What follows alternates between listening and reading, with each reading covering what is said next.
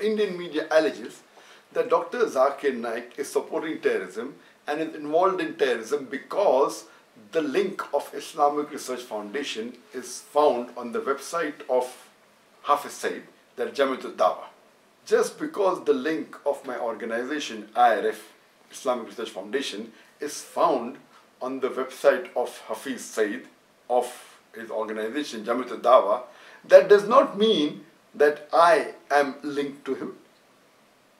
If on my website, IRF, his name was there, encouraging him, or if my link was there to his organization, then you could have laid this allegation. But just because he has put the link of my organization, that does not mean that I support him. So just because he has put the link of IRF on his website, in no way does it mean that I'm supporting him. In no way does it mean that I'm supporting terrorism. This is an allegation and I disagree with it.